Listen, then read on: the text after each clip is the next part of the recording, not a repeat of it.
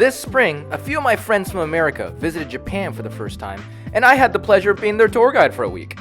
I thought, why not make this a video useful for everyone? So this is part 1 of my ultimate Japan itinerary guide, 48 hours in Tokyo.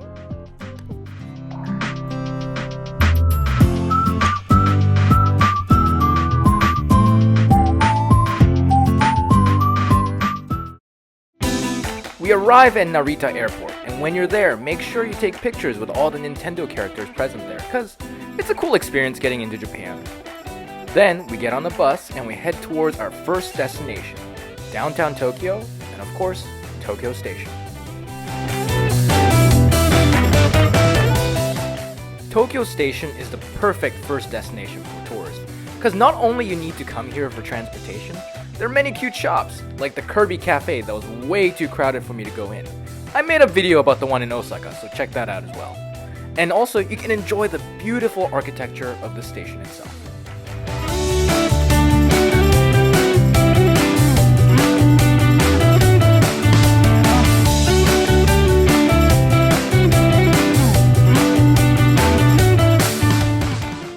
For our first dinner of the trip, we chose ramen at the Ramen Street in Tokyo Station, where you can try a whole different variety of ramen.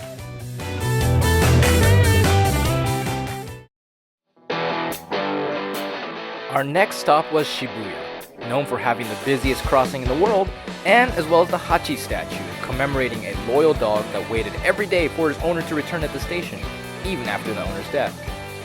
This is the best introductory place to see the nightlife of Tokyo in all of its vibrant colors.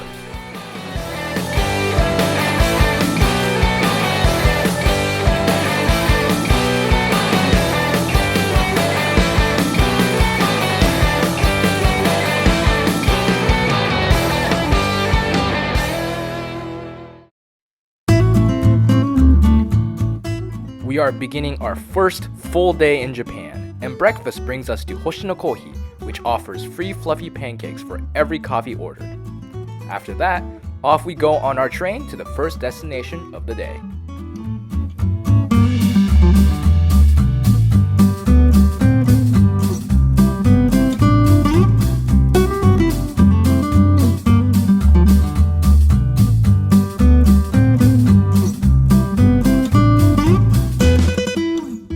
When you're in Tokyo, this one is an absolute must-see.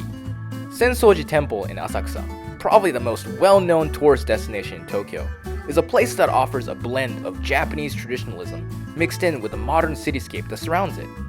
Inside the temple is the perfect place to find souvenirs, local street food, and of course, lots of pretty pictures.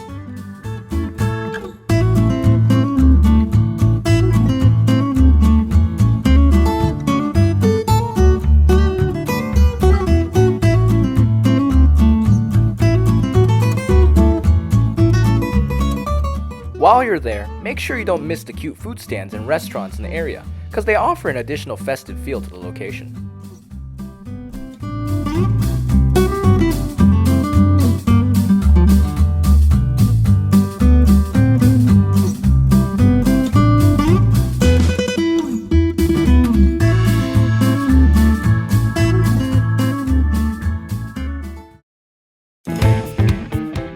Near Asakusa is Akihabara, the Japanese hub of anything nerdy, from anime, electronics, to CDs and records.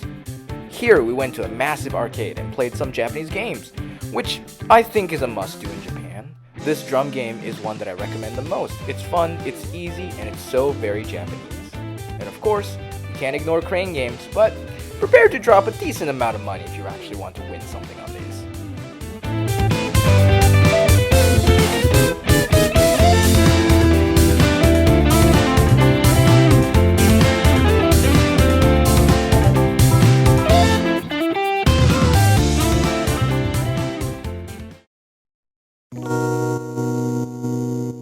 Nightfall brings us to the final destination of the day, Tokyo Skytree. Standing at 634 meters tall, it is the tallest tower in the world and the third tallest building in the world.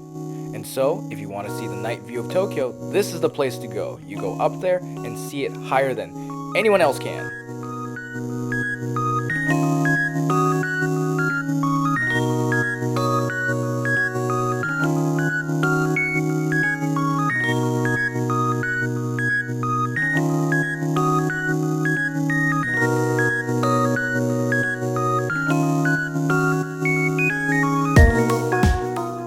close the evening off with conveyor belt sushi, because what's more Japanese than sushi and machines?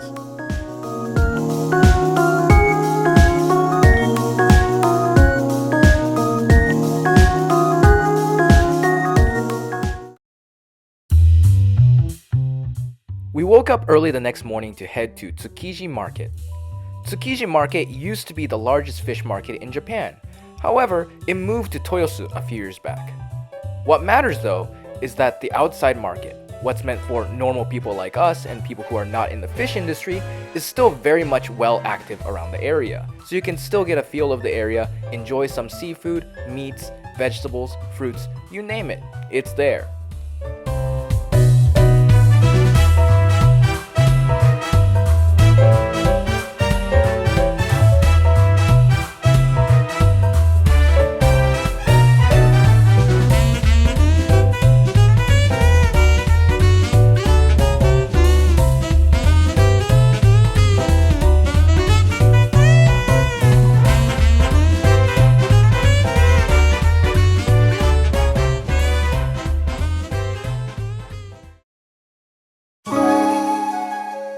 Our last stop here in Tokyo was the Imperial Palace Gardens, a park located around the Imperial Palace where the Emperor lives. Honestly, the park was way bigger than anticipated, so we couldn't cover everything.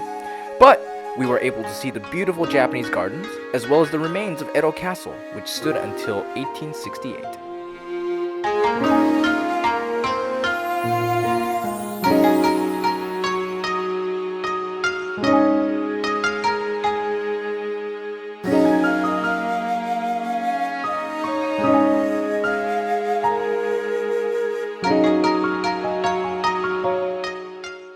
We were worried that we wouldn't see any cherry blossoms because of the cold, but luckily there was one tree that bloomed for us.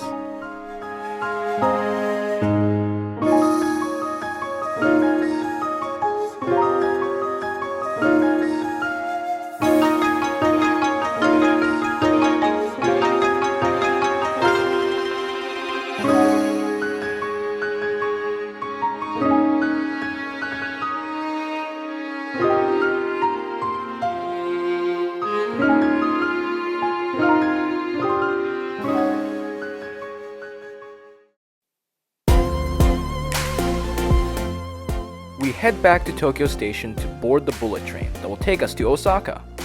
Riding the bullet train, I also feel, is a quintessential Japanese experience, complete with a bento box to go with it.